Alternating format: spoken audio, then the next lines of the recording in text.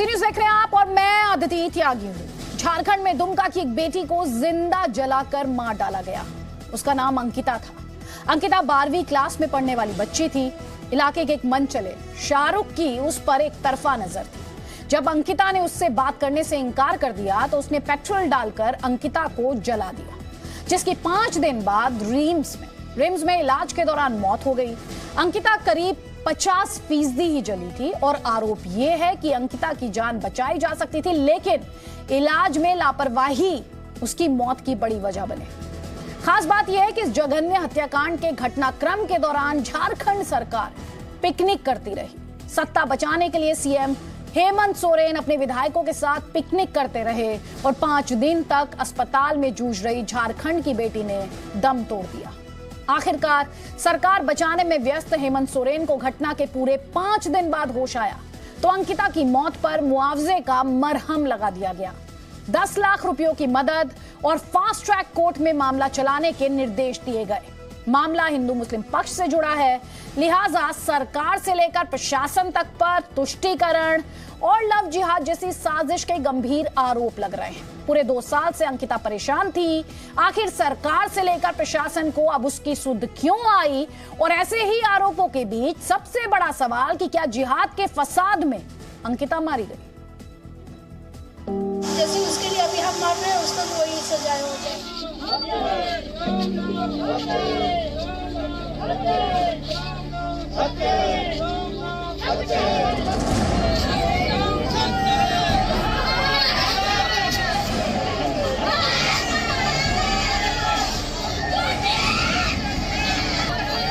जब से माननीय हेमंत सोरेन मुख्यमंत्री बने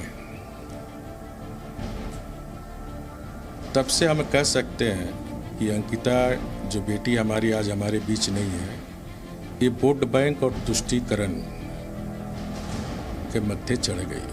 देश में समाज को इस विषय पर चर्चा करना चाहिए कि आज जिस तरीके की घटनाएं इस तरीके से हो रही हैं, इसका समाधान कैसे हो, इस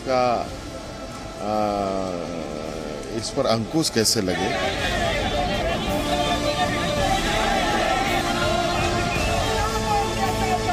मेरे गांव की कहावत है, मुरसैया कोतवाल तो डर काहे को।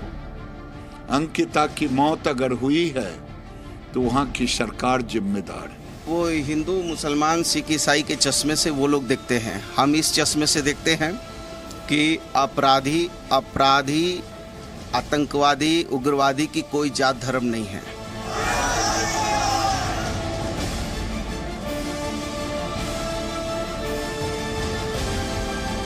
स्पेशल कोर्ट बनाया जाए और कानून के तहत उस पर केस चलाया जाए, केस को मजबूती से लड़ाया जाए और जो सख्त से सख्त सज़ा हमारे इंडियन पीनल कोड में है वो उनको उस शख्स को मिलनी चाहिए। हिंदू मुस्लिम के नाम पर प्रशासन बटा हुआ है। जो वहाँ के एसडीपीओ हैं नूर मुस्तफ़ा, उसकी भूमिका जो है बहुत ही संदिग्ध है। पूरा दुमका आक्रोशित है।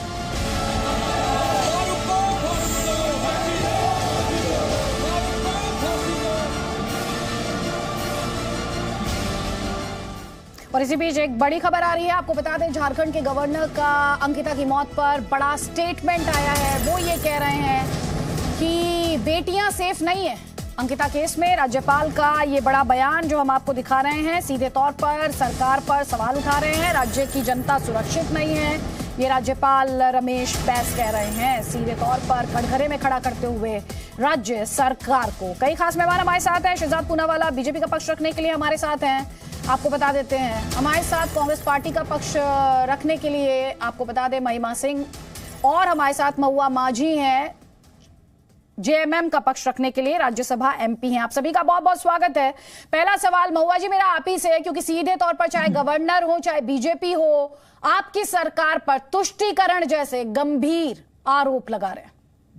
देखिए, भाजपा का एक ही एजेंडा है कि कोई भी घटना घटे उसमें उसको राजनीति का रंग दिया जाता है, क्योंकि उनका वोट बैंक इसी के आधार पे मिलता है। विकास का काम हो ना हो, धर्म को लेकर राजनीति होनी चाहिए। हम लोग इसको राजनीति के रूप में नहीं देख रहे हैं। हम लोग पूरी तरह से संवेदनशील ये मामला है। हमारी सरकार परिवार के साथ है। हम सभी लोग बहुत दुखी हैं। हम लोग फास्ट ट्रैक कोर्ट में चाहते हैं कि पीड़िता को न्याय मिले और जो दोषी है उसे कड़ी से कड़ी सजा दी जाए। आप सभी जानते होंगे कि 5-6 घंटे के अंदर उसको गिरफ्तार कर लिया गया है। दूसरा भी है, उसे भी आज गिरफ्तार कर लिया गया है।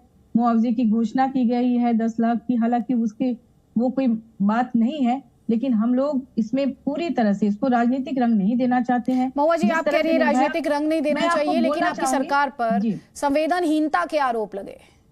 देखिए कि सीएम साहब घूमते रहे, बच्ची तड़पती रही। झारखंड में किस तरह का राजनीतिक संकट था, ये घूमने की बात नहीं है। ऐसे मुद्दों में जब पॉलिटिकल लोग वहां जाते हैं सत्ता पक्ष के, तो हर बार ऐसा देखा गया है कि उसको राजनीतिक रंग दिया जाता है और दंगे फसाद फैलाए जाते हैं। इसी वजह से शायद नहीं जाया गया होगा। लेकिन महुआ जी, आप खुद एक महिला है मैम, आपको नहीं लगता अगर उस बच्ची के साथ खड़े होते उस समय तो आज बीजेपी को मौका नहीं मिल पाता? पीड़िता को न्याय दिलाने की पूरी नहीं मैम, आप दंगा फसाद की आशंका जता रही हैं। दंगा फसाद तो मैम लॉ एंड ऑर्डर तो सरकार की जिम्मेदारी है ना, कानून व्यवस्था कंट्रोल करना तो सरकार की जिम्मेदारी है। आग लगाने के लिए हमेशा पॉलिटिकल पार्टीज खड़ी रहती है। आप सभी जानते हैं कि देश में हाल के दिनों में क्या हाल हो रहा है। जानबूझकर छोटे छोटे मामलों को बड़ा तूल दिया जाता है। बहन अंकिता को लेकर हम सभी दुखी हैं, हम सभी चाहते हैं कि उसे न्याय मिले और इसके लिए हम सभी अपने अपने स्तर पर काम आप जो आशंका जता रही है कि इस पर राजनीति हो जाती है अगर सीएम साहब चले जाते, अगर सरकार खड़ी हो जाती महुआ जी, लेकिन अब भी तो राजनीति हो रही है और अब तो आपके पर संवेदनहीनता के आरोप लग रहे हैं। सुनिए, कई बार राजनीति में ना नेपथ्य से काम किया जाता है, क्योंकि सामने आने पर दंगे भड़क सकते हैं। ये अत्यंत संवेदनशील मामला था, इसीलिए सरकार का नुमाइंदा जब भी जाकर सामने मैम, आपको क्यों लगता है कि दंगा भड़क जाता है? आपको क्यों लगता है दंगा क्यों भड़क जाता है? नहीं, दंगा क्यों भड़क जाता है? एक बेटी के साथ इंसाफ के लिए खड़े हो जाने से दंगा क्यों भड़क जाता है? आप सभी जानते हैं कि दिल्ली में निर्भया कांड हुआ, उसमें पूरा देश उनके साथ था, होना भी चाहिए, हम सभी उनके साथ थे। इसको उस रूप में क्यों नहीं लिया जा रहा है? नहीं, मैं जो अभी आपने पॉइंट उठाया, मैं तो उस पॉइंट पर आपसे बात कर रही हूँ मैम। दंगा आपको क्यों लगता है कि दंगा भड़क जाता? मैं आपसे ये जानना चाह रही हूँ, आपको क्यों लगता है दंगा भड़क जाता? दिल्ली में जब निर्भया कांड हुआ था, उसमें तमाम कौम के लोग एक साथ जुटकर उसके विरोध में खड़े हुए थे।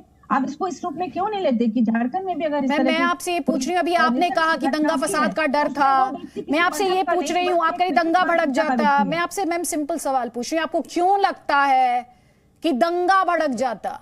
इसलिए लगता है कि भाजपा हमेशा वोट लेने के लिए इसी तरह से दंगे भड़का कर वो धर्म के नाम पर लोगों को विभाजित करती है। हमारे देश के संविधान में सभी लोग एक हैं। मैम, एक बच्ची के साथ, एक पीड़ित बच्ची के साथ खड़े होने से दंगा भड़क जाता? मैं नहीं समझ पा रही। हम लोग खड़े हैं, पूरी सरकार खड़ी है। अगर खड़ी नहीं होती तो घटना के 5 घंटे के अंदर अंदर वो लड़का गिरफ्तार नहीं होता, और इसके अलावा दूसरी गिरफ्तारी भी हो चुकी है और हर तरह से सरकार उसके साथ है। कहीं से सरकार की तरफ से लेकिन मैं समझ नहीं पाई, आपने ये जो दंगा भड़काने वाली बात की वो क्यों की? आप उसके लिए कोई कन्विंसिंग आंसर नहीं दे पा रही हैं। उसके लिए आप कोई कन्विंसिंग आंसर नहीं दे पा रही। शहजाद पूनावाला ये कह रही हैं कि दंगा भड़का देती है बीजेपी, कर रहे हैं कि हमारे राज्य की शांति भंग हो और हिंदू मुसलमान करती है बीजेपी। अगर संवेदनशील मैम जवाब ले रहे हैं आपकी सरकार पर संवेदनहीनता के आरोप लगे हैं, आपको दंगा भड़कने का डर था। मुझे समझ नहीं आया दंगा कैसे भड़कता, ये आप अभी जब वापस आएंगे तो फिर समझूंगी। शहजाद पूनावाला जवाब एजेंडा है पूरे देश में, इस तरह जवाब दे सकता हूँ, सिर्फ हमारे राज्य में नहीं। मैं जवाब दे सकता हूँ, बोलिए। बिल्कुल। बेटी अंकिता की एक ही खता कि हिंदुओं के साथ तुष्टीकरण की मिल रही है उसको सजा। हिंदुओं के खिलाफ जो ये तुष्टीकरण की राजनीति हो रही है, जिसके चलते आज जेएमएम नहीं एमएमएम की सरकार बन चुकी है, mining mafia and minority appeasement. मैं आपको इसी घटना के बारे में बताऊं अदिति, जब ये पिकनिक मना रहे थे ना 5 दिन से, जब ये पिकनिक मना रहे थे, तब जिस प्रकार से इस बेटी के साथ लापरवाही और अनदेखी की गई, एक पत्थरबाज को, नदीम अंसारी को तो एयर एम्बुलेंस सरकार ने करके दिल्ली ट्रीटमेंट में भेजा, परंतु इस बेटी को, जिसको शाहरुख ने मारा, उस बेटी को रिम्स अस्पताल, जिसके खिलाफ कितनी ही टिप्पणियां आई हाईकोर्ट की, वहां पर भर्ती करके छोड़ दिया उसके हवाले पर। दूसरी बात, जो एक डीएसपी है नूर मोहम्मद, जिसका किरदार बड़ा संदिग्ध है। आज तक उस पर कोई कार्रवाई नहीं की गई है। पिछले भी केसेस में किस प्रकार से इस नूर मोहम्मद ने एक जुल्फिकार अपराधी को बचाने के लिए चार्जशीट ही नहीं फाइल की SC/ST एक्ट में। इस सरकार के तुष्टीकरण के पैमानों पर तो आपने कहीं डिबेट की है। याद है कितने स्कूल में फ्राइडे की छुट्टी कर दी है संडे के बदले। याद है किस प्रकार से सुप्रीम कोर्ट को इन्होंने कहा कि रोहिंग्या और अवैध बांग्लादेशियों को हम नहीं हटाएंगे। याद है किस प्रकार से एक इनके मंत्री गए थे जब एक जमात जो है कोरोना वॉरियर्स पर पत्थर और थूक बरसा रही थी। अदिति, इस पर तो आपने कहीं डिबेटें की है कि किस प्रकार से तुष्टीकरण की नीति में पागल होकर अपराधी बचाओ आंदोलन चलाते हैं, और आज इसी का एक पहलू हमें दिखाई दे रहा है। पर अदिति, मेरा एक स्पेसिफिक सवाल है आज इनसे, ये प्रियंका राहुल गांधी कहाँ है? ये लड़की हूं, लड़ सकती हूं, और अखलाक और पहलू का मामला जो आपराधिक मामला था उसका हमने भी खंडन किया। उस पर हिंदू लिंचर होता है और मुस्लिम लाइव्स मैटर, दलित लाइव्स मैटर कहने वाले आज अंकिता के लिए एक भी बार हिंदू लाइव्स मैटर नहीं कह पा रहे। और केवल अंकिता नहीं, मुझे बताइए ना, कल्पवृक्ष जी गिरिजी महाराज, सुशील जी गिरिजी महाराज, रतन लाल, अंकित शर्मा, कमलेश तिवारी, ध्रुव त्यागी, रुपेश पांडे, बेचारा रुपेश पांडे, उसकी गलती ये थी सरस्वती पूजा में जा रहा था, चंदन गुप्ता, दिलबर नेगी, आप बताइए ना, खेताराम भील, निकिता तोमर, योगेश जाटव, रिंकू शर्मा, नागराजू, इनके लिए कभी इस पूरी मंडली ने, इस वन आइड सेकुलरिज्म वाली मंडली ने, इस सिलेक्टिव सेकुलरिज्म वाली मंडली ने कभी कोई हैशटैग चलाया है? जाएंगे राहुल और प्रियंका उनके पास? ठीक है, जवाब ले लीजिए। महिमा जी से जवाब ले लीजिए। महिमा सिंह, पिछले 14 दिन से इंतजार कर रही हूँ कि किसी भाजपा प्रवक्ता से बिल्किस बानो की डिबेट पर आमना सामना हो, पर नहीं हुआ।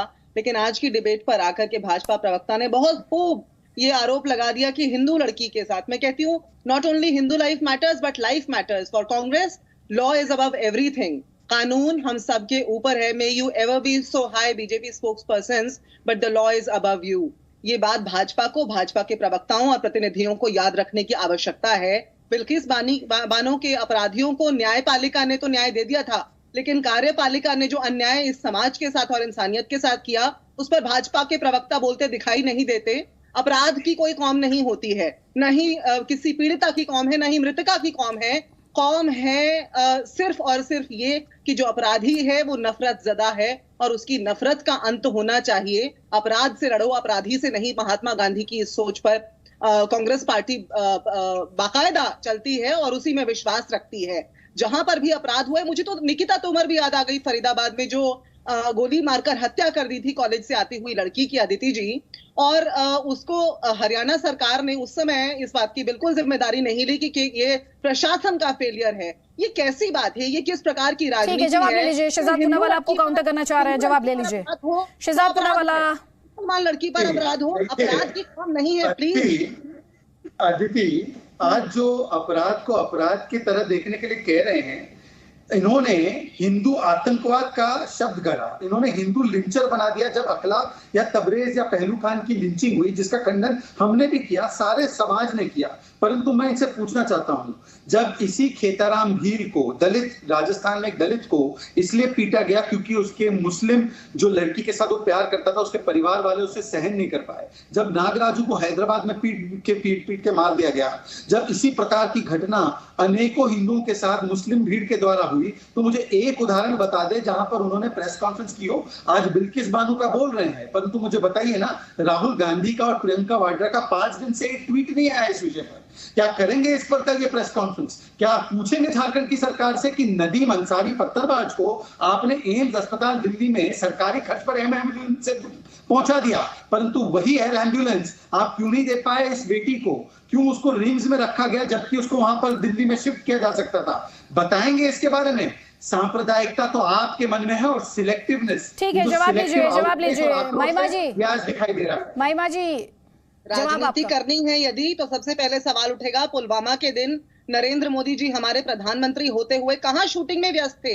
क्यों उन्होंने एक भी शब्द नहीं बोला? उन्नाव, कठुआ, हाथरस के ऊपर आज तक एक भी शब्द क्यों नहीं सुना हमने प्रधानमंत्री के मुख से, या फिर अपनी महिला मामलों की मंत्री के मुख से, स्मृति ईरानी जी, जिनके अभी और भी खुलासे हुए हैं गोवा के अंदर। सोनाली फोगाट तो हरियाणा से एक भाजपा नेत्री थी और उन्हीं के पीए जो उनके बिल्कुल साथ रहते थे, उन्होंने उनके ऊपर किस प्रकार के अत्याचार किए और किस तरह उन्हें नशीली जहरीली ड्रग देकर के मार दिया।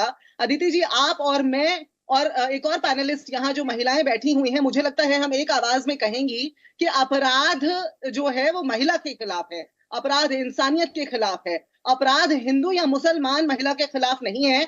मैं भाजपा की प्रवक्ता की सारी बातों के जवाब सिलेक्टिव केसेस, लेकिन मैं यहाँ पर बात कर रही हूँ, यहाँ मैं बात कर रही हूँ झारखंड के दुमका की अंकिता की, जिसे जिंदा जला दिया गया। भाजपा प्रवक्ता क्या इस बात का जवाब देंगे कि 11 अभियुक्त जो बिल्किस बानो के मामले में अभी रिहा हुए हैं, वो अपने अपराध के दिन भाजपा के सदस्य नहीं थे? क्या वो जवाब देंगे कि क्या सर्वोच्च न्यायालय को उन्होंने ये बता दिया था कि जिस 1992 की नीति की वो बात कर रहे हैं, उस नीति को रद्द कर दिया गया था, निरस्त कर दिया गया था 2013 में? क्या वो ये जवाब देंगे कि जब गुजरात के जो कानून, मैं सारे पैनलिस्ट को एक बार फिर से बताना चाहती हूँ कि मैं झारखंड के दुमका में अंकिता के बारे में बात कर रही हूँ, जिसे जिंदा जला दिया गया। उसे अस्पताल में दम तोड़ दिया था। महिमा जी, मुझे उनका आखिरी स्टेटमेंट है वो सुनाने दीजिए प्लीज। जी न्यूज के पास अंकिता का आखिरी बयान है, जिसमें वो अपने ऊपर हुई हैवानियत को बयां कर रही हैं। उन्होंने क्या कहा, सुनिए। हम घर में अपने पापा को 10 बजे रात को आए, पापा को बोले, पापा ने ठीक है सुबह होगा तो देखते हैं, और सुबह 4 बजे आके खिड़की से पेट्रोल फेंक के और आग जला के भाग गया। पेट्रोल एक डिब्बा में 2 लड़का था, वो और एक छोटुआ था। हम खिड़की खोल के देखे थे ना, वहाँ पे ज़्यादा मुस्लिम है वो उधर सारे, और उसके साथ एक लड़का जो है, हाँ छोटू। और आपको शरीर में कहाँ प्रॉब्लम आया? सब जगह आया, टोटल जगह, मुँह को ऐसे छोड़ा दिया, बाकी पूरा शरीर में प्रॉब्लम। जैसे उसके लिए अभी हम मर रहे हैं, उसको भी वही सजाए हो जाए। आप ऐसा चाहती? हाँ, पेट्रोल रहेगा ना, तुरंत जल गया। खिड़की में पर्दा था, कपड़ा में जब जला तो उठे के बड़ा बता के नहीं फूक रहा था, तो एक मग पहले पानी डाल के ऊपर से कपड़ा खोल के फेंक दिया। रूम में आप अकेले थे ना?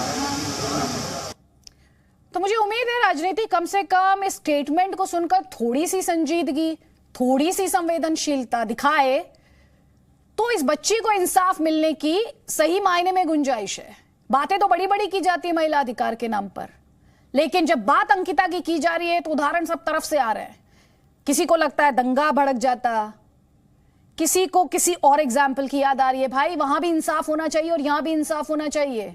हम इफ्स एंड बट्स में क्यों चले जाते हैं, ये समझ नहीं आ रहा।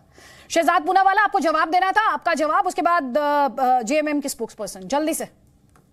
अदिति, कितनी विडंबना की बात है, और मुझे लगता है सबसे ज्यादा डिबेट इस पे आप ही ने की होगी। हाथरस की बेटी के साथ जब घटना हुई तो उसको कास्ट एंगल किसने दिया था, और आज जिन्होंने उसको कास्ट एंगल दिया उनके तो वहां पर डिपॉजिट जब्त होने का काम है उत्तर प्रदेश में, और वहां पर सरकार की जो कार्रवाई रही उसके ऊपर मुहर लगाने का काम जनता ने किया है। पर मैं उनसे पूछना चाहता हूं कि आज जब शाहरुख नाम के अपराधी ने एक ऐसे राज्य में ये कृत्य किया है जो आपकी सरकार जहां पर चलती है, तो आज अपराधी को अपराधी के रूप में देखिए, उसका धर्म और जात ना देखिए।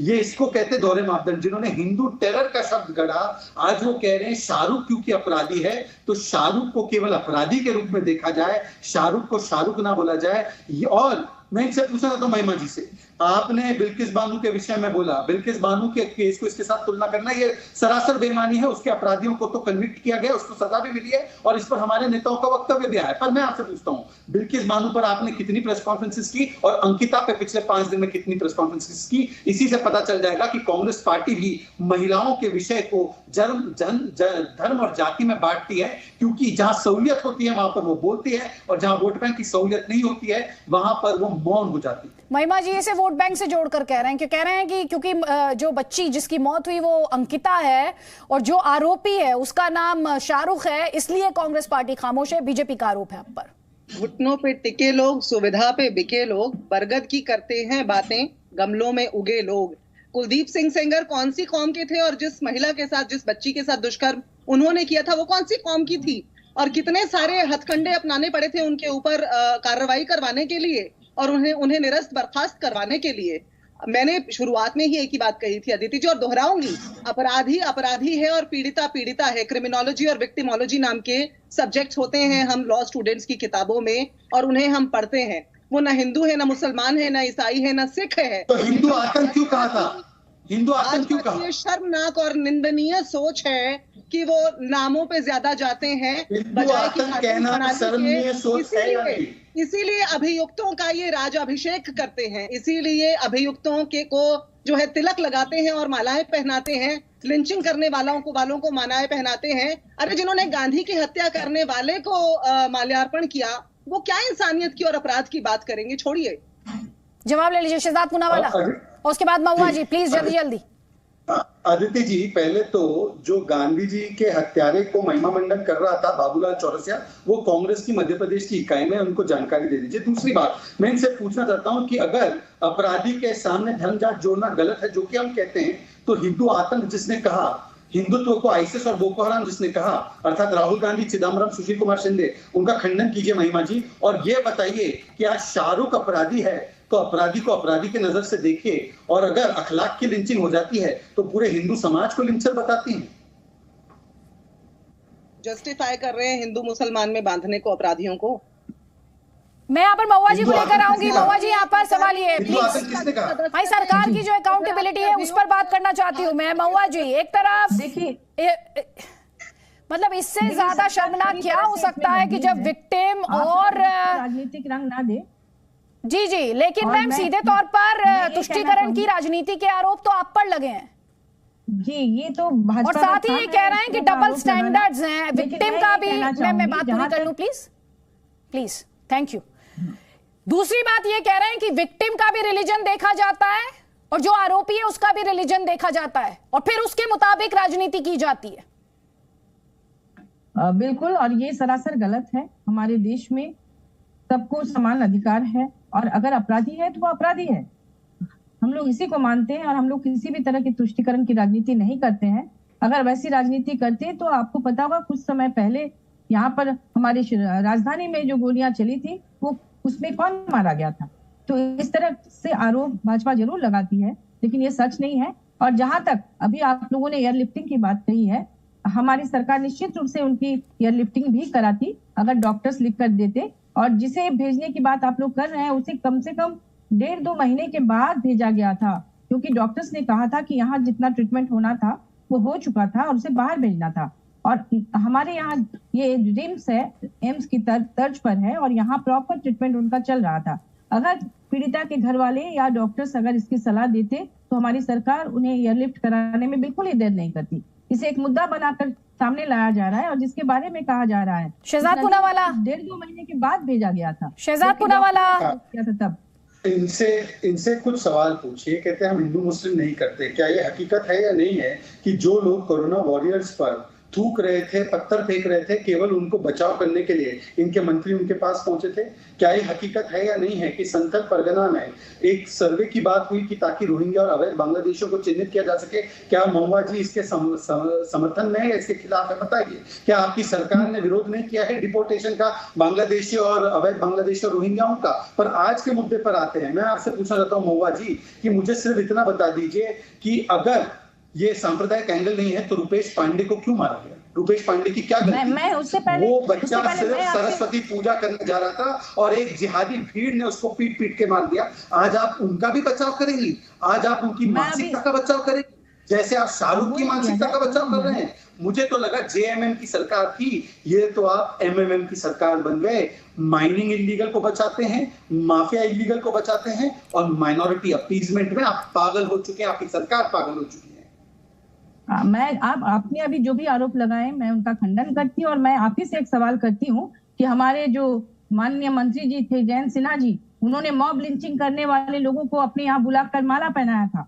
ये आप सभी कि झारखंड में मॉब लिंचिंग हुआ था और उसके दोषियों को जेल से निकलने के बाद माला पहनाकर उन्होंने स्वागत किया था। तो इसे आप क्या कहना चाहेंगे? इस तरह की घटना हमारे पार्टी की तरफ से कभी नहीं की गई और ऐसा हम सबके साथ हम लोग मिलकर रहते हैं। ये सेक्युलर पार्टी है और हम लोग यहाँ हिंदू मुस्लिम नहीं करते। अदिति जी, आज आपने अगर शाहरुख का वीडियो देखा तो वो मुस्कुराते हुए छाती चौड़ी करते हुए जाता है जैसे कि उसको मालूम है कि ये सरकार अपनी, एक सेकंड महुआ जी मैं बात जैसे कि उसको पूरा यकीन और एक एक करके बात रखते महुआ जी एक एक करके बात रखते। आप माननीय सांसद है, आज जिस प्रकार से चौड़ा होकर वो जा रहा है इससे दिखता है कि उसको भी पता है कि जब सैया भय कोतवाल तो अब डर काहे का। ये तो अपनी सरकार है, ये तो वो सरकार सरकार है जो मुझे बेचारा अपराधी के रूप में प्रस्तुत कर रही है। और इसीलिए मैंने आपको स्पेसिफिकली सवाल पूछा कि मुझे बताइए ना, रुपेश पांडे के लिए कहां गई कांग्रेस पार्टी के लोग? क्या एक भी बार गए? अगर अखलाक के पास पूरी मंडली पहुंच गई, पूरी सेकुलर लॉबी पहुंच गई, मुस्लिम लाइव्स मैटर ट्वीट कर दिया, जब रोहित वेमुला के लिए कर दिया, जब हाथरस के लिए कर दिया, तो रुपेश पांडे की क्या गलती थी? कशिश की क्या गलती थी? निकिता की क्या गलती थी? दिलबर नेगी की क्या गलती थी? रिंकू शर्मा की क्या गलती थी? ठीक है, जवाब ले लीजिए। लेकिन मैं यहाँ पर देख रही हूँ टॉपिक है अंकिता का और सारे गेस्ट हर मुद्दे पर जा रहे हैं, लेकिन अंकिता पर बात करने में कतरा रहे हैं। तो ये लड़ाई के सही मायने में अंकिता के इंसाफ के लिए ही है? ये जो पूरी राजनीति आज हमने देखी है, सही मायने में क्या सिर्फ अंकिता को इंसाफ दिलाने के लिए? ये सब अपनी अपनी राजनीति यहाँ चमकाने की कोशिश कर रहा है। कोई मुआवजे के नाम पर अपनी पीठ थपथपा रहा है, कोई दूसरे के अपराध गिना रहा है कि भाई आप तब तो शांत रह गए, उस पर आप चुप्पी धारण किए रहते हैं। यहाँ पर कुल मिलाकर जो फिलॉसफी दिखाई दे रही है पैनलिस्ट की, वो तो ये लग रहा है two wrongs make a right, ये दिखाने की कोशिश की जा रही है। नहीं, ऐसा नहीं होता। अंकिता के लिए इंसाफ की बात की जा रही है तो प्लीज अंकिता के बारे में बात कीजिए। मैं सबसे कह रही हूं, इस केस के पहलू पर बात कीजिए, इस केस की लर्निंग्स पर बात कीजिए। और मैंने आप लोगों को इतना वक्त इसीलिए दिया क्योंकि मैं चाहती थी कि देखे देश, जनता देखे कि राजनीति को कितनी चिंता है अंकिता की। झारखंड के सीएम हेमंत सोरेन ने पीड़ित परिवार को 10 लाख रुपए के मुआवजे का ऐलान किया है। साथ ही पीड़ित परिवार को हर संभव मदद का भरोसा दिया गया है, इंसाफ का वादा किया गया है।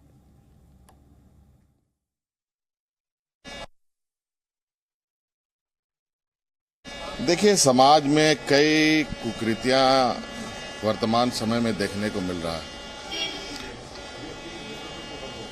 ये जो घटना हुई है, ये घटना निश्चित रूप से काफी हृदय विदारक है और इसमें कानून अपना काम कर रहा है। और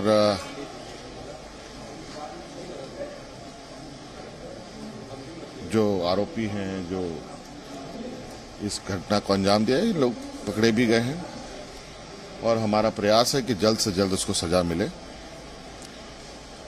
और ऐसी घटनाओं के लिए समाज में कोई जगह नहीं, लेकिन दुर्भाग्य है कि आज की वर्तमान परिस्थिति जिस तरीके से ऐसी घटनाओं को अंजाम दे रहे हैं, पारिवारिक रूप में, सगे संबंधियों के साथ, सब चीजें इतनी बहुत, आज देश में समाज को इस विषय पर चर्चा करना चाहिए कि आज जिस तरीके की घटनाएं इस तरीके से हो रही हैं, इसका समाधान कैसे हो, इस पर अंकुश कैसे लगे। अभी आपने सुना झारखंड के सीएम को बोलते हुए, कई पॉज उन्होंने लिए, कई बार वो रुके, परेशान वो दिखाई दिए, लेकिन फिर उन्होंने कहा जो समाज में इस तरह की घटनाएं हो रही हैं, क्या उसमें लॉ एंड ऑर्डर की कोई जिम्मेदारी नहीं है? कानून व्यवस्था किसकी जिम्मेदारी है? क्या किसी की अकाउंटेबिलिटी फिक्स नहीं की जानी चाहिए? ये सवाल मैं आज आपकी अदालत में छोड़ती हूं, क्योंकि राजनीति भरपूर हुई है। एआईएमआईएम चीफ असदुद्दीन ओवैसी ने कहा दुमका की बेटी अंकिता के साथ हैवानियत हुई। झारखंड में जो दुमका में जो हरकत हुई है वो काबिल मजम्मत है, कंडेमनेबल है और वो हैवानियत की एक मिसाल पेश करता है कि एक नौजवान ने एक बच्ची को ज़िंदा जला दिया है। तो जितना भी उसका कंडेम किया जाए कम है और मैं उसको पूरे सख्त अल्फाज में उसका ना सिर्फ कंडेम करता हूं, बल्कि झारखंड की सरकार से ये मुतालबा भी करता हूं कि उस केस को अच्छी तरह से डील करे और अगर हो सके तो एक कोर्ट को डेजिग्नेट करवाए और वहाँ पर ये केस चलाया जाए और उसको सख्त से सख्त सजा दिलाए कानून के तहत।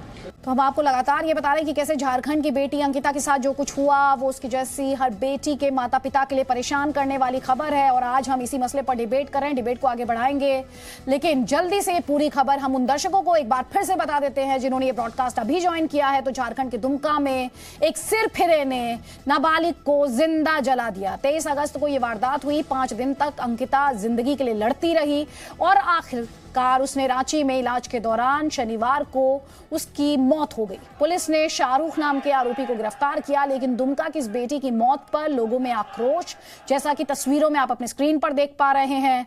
झारखंड में कई जगह अंकिता की मौत को लेकर प्रदर्शन हुआ। सोशल मीडिया पर भी कई लोगों ने सवाल उठाए, सवाल सरकार पर उठाए जा रहे हैं और प्रदर्शनकारी आरोपी को फांसी की सजा देने की मांग यहां पर कर रहे हैं। कई खास मेहमान लगातार हमारे साथ हैं। हमारे साथ महुआ जी हैं जेएमएम से, हमारे साथ शहजाद पूनावाला हैं, बीजेपी के नेशनल स्पोक्स पर्सन है, और हमारे साथ महिमा जी हैं कांग्रेस पार्टी से। ब्रेक में जाने से पहले जो सवाल जिसके बारे में बार बार बात करना चाहती हूं मैं, राजनीति क्यों हावी हो रही है इंसाफ की लड़ाई पर? शहजाद, राजनीति क्यों हावी हो रही है?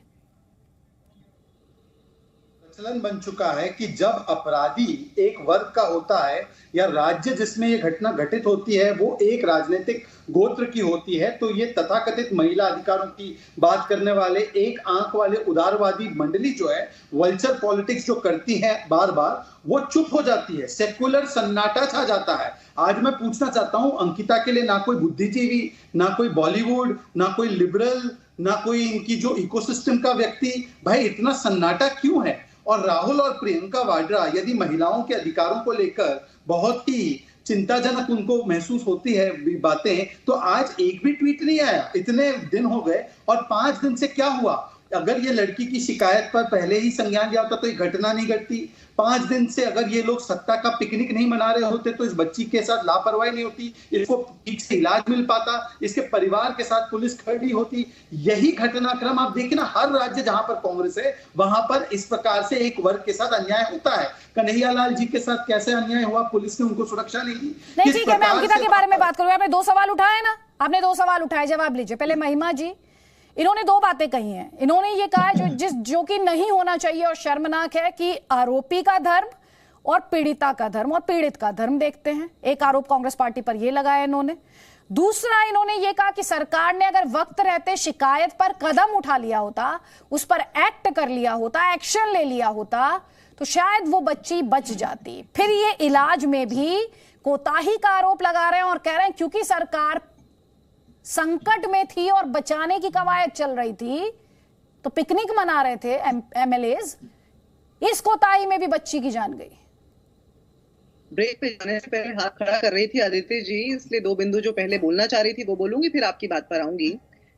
मैंने भाजपा की प्रवक्ता की शब्दावली सुनी ब्रेक पर जाने से पहले। वो बार बार बोल रहे थे ये लोग पागल हो चुके हैं, ये सरकार पागल हो चुकी है। क्या ये भाजपा की राजनीतिक शब्दावली है?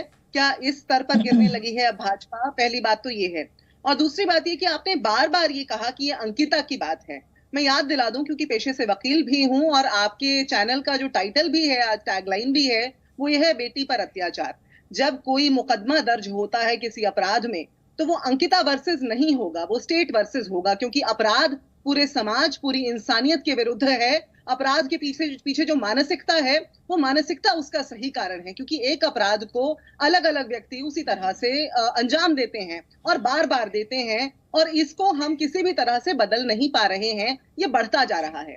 तो इसलिए जब आप ये बात करती हैं अदिति जी, तो जरूरी हो जाता है ये कहना कि उदाहरण देना आवश्यक है, उसके बिना बात नहीं हो पाएगी। You can not talk in isolation, आपको पूरी पिक्चर देखनी पड़ेगी, आपको पूरा होलिस्टिक व्यू लेना पड़ेगा। महिमा जी, अब ये भाजपा के प्रवक्ता बात कह रहे हैं। नहीं, मैं आपने क्योंकि एक पॉइंट उठाया तो मैं एक पॉइंट, मैंने आप लोगों को बहुत वक्त दिया है, आप ही लोगों के बीच डिबेट हुई है। 1 second madam please, 1 second madam, 1 second Sengar का कोई कॉम है क्या? सुन तो लीजिए मेरी बात, बोला कि प्लीज सुन लीजिए, जो उसमें अपराधी थे या पीड़िता थी, मेरी बात सुन लीजिए। कॉम देखने की जरूरत नहीं है, लेकिन जो बात ये कर रहे हैं, मेरी बात सुन लीजिए महिमा जी, देखिए महिमा जी मेरी बात सुन लीजिए। मुख्यमंत्री का बयान अभी हमने सुना और बड़ी संजीदगी से उन्होंने अपनी बात रखी।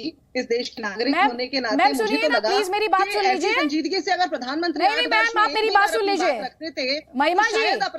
महिमा जी, ये टॉपिक जब मैंने चुना तो वो स्टेट वर्सेस XYZ जो भी हो, ये टॉपिक मैंने अंकिता के लिए चुना मैम, तो मैं अदालत नहीं हूँ ना मैम, मैं अदालत चला रही हूँ। नहीं मैम सुने, प्लीज मेरी बात पूरी हो जाने दीजिए, प्लीज मेरी बात पूरी हो जाने दीजिए मैम, ना तो मैं कोर्ट चला रही हूँ मैडम, प्लीज मैम, मैंने आपको बहुत वक्त दिया है। I expect my guest to hear me out at least for 30 seconds. Of course I would, but मैं आपसे बस ये पूछना चाहती हूँ कि क्या सिर्फ क्या अंकिता की बात है, महिला अपराध की बात नहीं है? क्या अंकिता के ऊपर मैम यहाँ पर किसी की अकाउंटेबिलिटी है मैम? मैं अंकिता के केस से किसी की अकाउंटेबिलिटी फिक्स करने की बात कर रही हूँ, जवाबदेही की बात कर रही हूँ मैम। हम जब जनरल में जाते हैं तो किसी की अकाउंटेबिलिटी फिक्स नहीं होती है। आप तो लॉयर हैं, आप तो मुझसे बेहतर समझती होंगी। जब आप कोर्ट में जाती हैं और जब आप दलील देती हैं मैम, तो आप जनरल बात नहीं, उस केस की बात करती हैं ना मैम।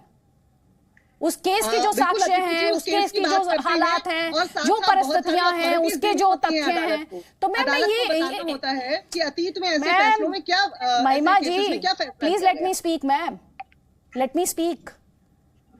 तो जिसकी जवाबदेही है, अगर मैं उस पर सवाल पूछ रही हूं, अब मैं तो अभी सवाल पूछने शुरू किए हैं, मैं तो आप ही तीनों पैनलिस्ट को वक्त दिया है, अभी तो मैंने सवाल पूछना ही शुरू किया है। मेरी समझ में तो मैं आपके सवालों के जवाब ही दे रही थी अदिति जी। जी मैम, तो सरकार की आप मानती हैं ये प्रशासन से फेलियर हुआ? मैंने तो ये कहा कि गिरफ्तारी जैसे ही हो गई, ट्रायल शुरू हो गया, और जितने सारे उदाहरणों पर हमने बात की। देखिए, आप एक ऐसे सवाल के ऊपर बात करने की कोशिश कर रही हैं अदिति जी, जिसका जवाब लेने के लिए मैंने कहा, जैसे हेमंत सोरेन जी ने अभी बयान दे दिया, वैसा बयान नरेंद्र मोदी अगर दे देते पिछले 8 वर्ष में, हमारे प्रधानमंत्री जी, तो शायद अपराधों की संख्या में बहुत गिरावट आ गई होती। अपराधियों को शायद लगता है कि हमारे प्रधानमंत्री जी की नजर में ये अपराध ही नहीं है। आज तक हमने नहीं सुना कि उन्होंने बाहर आकर के कोई प्रेस कॉन्फ्रेंस की हो महिला अपराधों के विरुद्ध, या हमारी माननीय जो महिला अधिकारों की मंत्री हैं उन्होंने की हो। तो इसलिए मुझे लगता है प्रधानमंत्री जी तक पहुंच गई है महिमा जी। मैंने ये पूछा जो बीजेपी के प्रवक्ता ने आपकी पार्टी से पूछा, वो ये पूछा कि क्या जब अगर बच्ची की शिकायत पर वक्त रहते कदम उठाया गया होता तो क्या वो बच्ची जिंदा नहीं होती, क्या उसे बचाया नहीं जा सकता था? बीजेपी के प्रवक्ता ने आपसे ये पूछा कि उसके इलाज में अगर कोताही ना की गई होती तो क्या वो बच्ची नहीं बच जाती। मेरे सवाल ये है मैम, आप नरेंद्र मोदी जी तक चली गई हैं, चलिए सवाल का जवाब तो बीजेपी के प्रवक्ता देंगे, शहजाद पूनावाला। अगर नरेंद्र मोदी जी के बयान से ही सारी चीजें होने वाली है तो इस सरकार को तो तुरंत इस्तीफा दे देना चाहिए, क्योंकि कानून व्यवस्था संविधान के दायरे में उनकी जिम्मेदारी है। परंतु आज एक बात स्पष्ट हो गई है कि जब ये घटना हुई है, इसके पीछे न केवल प्रशासनिक लापरवाही, न केवल सरकार का केवल सत्ता के लिए लोभ, परंतु एक तुष्टीकरण की जो नीति है कांग्रेस और जेएमएम के चरित्र और डीएनए में, वो उसके लिए संपूर्ण तरीके से जिम्मेदार है। इसीलिए आज इस घटना की बात न करते हुए महिमा जी कभी गुजरात चली जाती हैं, कभी और कहीं विषय पर चल जाती है, परंतु ये नहीं बता पाती है कि शाहरुख अपराधी है, इसलिए क्या प्रियंका राहुल मौन है। ये बात किसी को बताने की जरूरत नहीं है। आईने में जरा देखेंगे तो समझ में आएगा कि खुद सांप्रदायिकता से भरी हुई कितनी बातें कर रहे हैं, कितने उदाहरण दे रहे हैं, न जाने कौन कौन सी। मैंने अपना वक्तव्य बाद में किया, मुझसे पहले भाजपा की एक सेकंड एक कमेंट में लूंगी महुआ जी का, क्योंकि मुझे उसके बाद ये डिस्कशन क्लोज करना होगा। प्लीज महुआ जी अकाउंटेबिलिटी की बात हो रही है, कहना चाहूंगी जी। जैसे ब्रेक के बाद आपने बातें शुरू की तो आपने सबसे पहले कहा कि उस सिरफिरे व्यक्ति ने, तो आप भी ये मानती हैं कि वो लड़का जो है वो सिरफिरा था, वो ना तो हिंदू था ना मुसलमान था। जब कोई सिरफिरा व्यक्ति कुछ करता है तो उसके खिलाफ कानून अपना काम करती है, और वो कर रही है। हमारी सरकार ने बिल्कुल लापरवाही नहीं बरती है। घटना के 5 या 6 घंटे के अंदर अंदर जबकि वो भाग गया था, उसे गिरफ्तार कर लिया गया। उसके बाद बीजेपी के प्रवक्ता ये कह रहे हैं महुआ जी, बीजेपी के प्रवक्ता का आप पर आरोप ये है। मैम सवाल सुन लीजिए प्लीज, सवाल सुन लीजिए। आप लोग इसको राजनीतिक रंग ना दें, मैं बार बार हाथ जोड़कर आप लोगों से विनती करती हूं। राजनीति तो आप ही सब कर रहे हैं, राजनीति तो आप ही सब कर रहे हैं। आप सुनिए ना, उनका जो सवाल है, राजनीति अपनी जगह है, लेकिन कुछ तो सवाल होंगे ना मैम, कुछ तो सवाल भी होंगे। किसी की तो जिम्मेदारी होगी उस बच्ची को बचाने की। बिल्कुल पूरी जिम्मेदारी। बीजेपी ने सीधे तौर पर आप पर आरोप लगाया है सरकार पर कि अगर वक्त रहे उसकी शिकायत सुनी ही नहीं गई, फिर उन्होंने कहा कि उसके इलाज में भी कोताही की गई, तो उसके लिए भी तो कोई अकाउंटेबल होगा मैम। बस इतना सवाल है। हजारों पुलिसकर्मी होते हैं और सारे पुलिसकर्मी अपना काम अगर मुस्तैदी से देश में किए होते तो ना निर्भया कांड होता, ना बिल्किस बानो के यहाँ जो गुजरात में दंगे हुए, और तमाम चीजें नहीं होती। और उसी में से एक पुलिसकर्मी ने अगर इस तरह की लापरवाही की है तो हमारी सरकार ने उसे गिरफ्तार भी कर लिया है, उसे ट्रांसफर कर दिया गया, वहां से हटा दिया गया है, और उन पर पूरी कार्रवाई हो रही है। ये आप अच्छी तरह से जानते हैं। और जहां तक अभी आपने हमारे स्वास्थ्य मंत्री बन्ना गुप्ता जी से, माननीय बन्ना गुप्ता जी से भी बात की है, उनके ट्रीटमेंट में किसी भी तरह की लापरवाही नहीं हुई। दुमका एक छोटा सा जिला है, इसलिए उन्हें राजधानी जब लाकर यहाँ ट्रीटमेंट किया गया और झारखंड के सबसे बड़े अस्पताल में उनका ट्रीटमेंट हुआ और पूरा ट्रीटमेंट हुआ। आप सभी जानते हैं कि बर्निंग केस में जब पेशेंट ठीक होने लगता है उस समय डेथ होता है। ऐसा कई बार देखा गया है कि शुरुआती दौर में वो ठीक रहती है, अगर डॉक्टर कहते तो इमीडिएटली हमारी सरकार उन्हें एयरलिफ्ट करके ले जाती, जैसा कि दूसरे केसेस में होता है। लेकिन इसी पर तो आपके ओपोनेंट्स कह रहे हैं कि आपकी सरकार संवेदनहीन थी, क्योंकि उस समय कवायद बच्ची को बचाने की नहीं, सरकार बचाने की थी। महुआ जी, वही सवाल जो डिबेट के शुरू में था, वही सवाल अभी एंड में भी है। चलिए, मुझे इस डिस्कशन को यहीं पर क्लोज करना होगा। बहुत बहुत शुक्रिया आप सभी पैनलिस्ट का इस डिस्कशन में शामिल होने के लिए। हम कुल मिलाकर यही कह रहे हैं कि जब इंसाफ की लड़ाई की बात की जाती है तो सिर्फ बात अपराध करने वाले तक सीमित नहीं रहती है। सवाल उससे भी पूछा जाना चाहिए जिसकी जिम्मेदारी है उस बच्ची को बचाने की। सवाल उससे भी पूछा जाना चाहिए जिस अस्पताल में वो गई, जहां पर ट्रीटमेंट को लेकर आरोप लग रहे हैं। इसीलिए इन सवालों पर जवाब नहीं मिलते, आपने इस डिबेट में देखे हैं, क्योंकि यहां पर कुल मिलाकर प्रशासन की अकाउंटेबिलिटी भी फिक्स करने को लेकर एक बड़ा सवाल है।